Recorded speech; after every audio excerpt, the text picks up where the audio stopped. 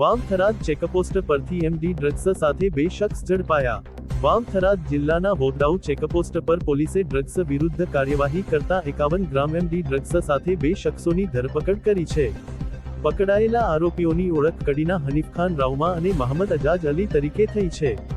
પોલીસે તેમની પાસેથી અંદાજે ₹1.53 લાખનું એમડી ડ્રગ્સ તેમજ અન્ય મુદ્દામાલ સહિત કુલ ₹3.73 લાખનો મુદ્દામાલ જપ્ત કર્યો છે। આ ઉપરાંત બીજી એક કાર્યવાહીમાં ઓની ટીમે કસાવી ગામના પરબત રબારીને 290 ગ્રામ અફીણ સાથે ઝડપી પાડી તેની સામે કાયદેસરની કાર્યવાહી હાથ ધરી છે। પોલીસ દ્વારા બંને કેસમાં વધુ તપાસ ચાલુ છે। ડ્રગ્સના સ્ત્રોત અને તેની સાથે સંકળાયેલા અન્ય લોકો અંગે પણ તપાસ કરવામાં આવી રહી છે। અહેવાલ જગતાજી ઠાકોર, વાવ થરાદ।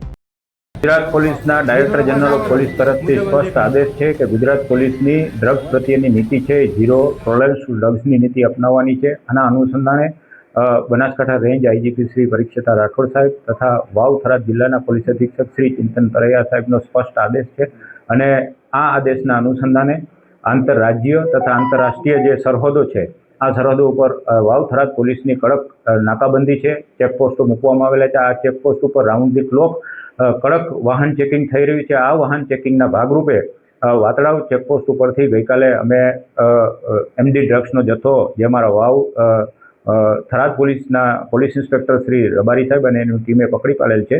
એ જથ્થો જોઈએ તો કુલ જથ્થો છે 51 ગ્રામ જેની કિંમત 1,53,000 થાય છે અને વરના ગાડી એની કિંમત 2 લાખ અને 2 મોબાઈલ 20,000ની કિંમતના એમ 2 આરોપી અમે રેડ હેન્ડેડ પકડી લીધેલા છે। આરોપીઓના નામ છે હનીફ ખાન, ફિરોજ ખાન, મુસલમાન, ફિરદોસ સોસાયટીના રહેવાસી છે, કડી મહેસાણાના રહેવાસી છે। બીજો છે મહંમદ એજાજ અલી જે પણ કડીનો રહેવાસી છે।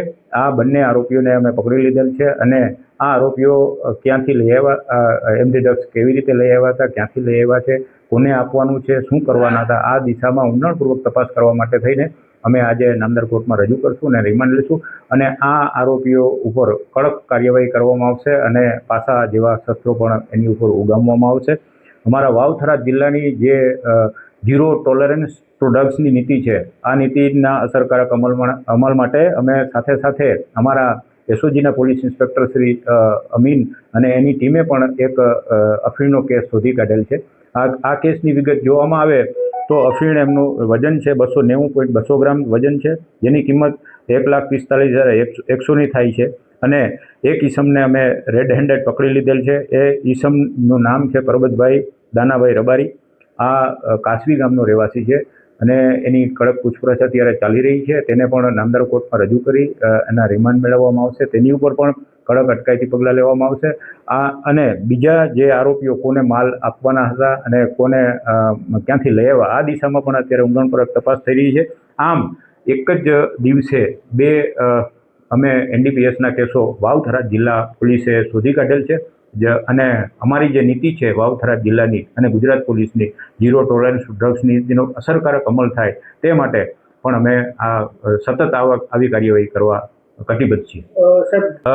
આપ જાણો છો કે અમારી આંતરરાજ્ય અને આંતરરાષ્ટ્રીય ચેકપોસ્ટો પર અમારું કડક રાઉન્ડ ધી ક્લોક વાહન ચેકિંગ થાય છે। અમે આધુનિક સાધનો જેમ કે સીસીટીવી કેમેરા, બીજા નંબરમાં અમારા બોડી વોર્ન કેમેરા આનાથી આધુનિક સાધનોથી અમે વાહન ચેકિંગ કરી રહ્યા છીએ અને અમે જાણીએ છીએ કે જે લોકો આવા કિમિયા અપનાવતા હોય, અલગ અલગ કિમિયાઓ અપનાવે છે, કોઈ ટાયરમાં રાખે, કોઈ ડેકીમાં રાખે, કોઈ બોનેટમાં રાખે, કોઈ સીટના કવરમાં રાખે, કોઈ ડેસ્કબોર્ડ ઉપર રાખે, આવી રીતે જે બધા ડ્રગ્સ રાખે છે એ કિમિયાથી અમે પૂરી રીતે વાકેફ છીએ અને આવા કોઈ પણ પ્રકારના કિમિયા અમે એના મનસૂબા પાર થવા દેવાના નથી અને કડક વાહન ચેકિંગ કરશું અને જે પણ લોકો આવા જે ધંધા સાથે સંકળાયેલા છે તેની ઉપર કડકમાં કડક કાર્યવાહી કરવામાં આવશે। ઓકે।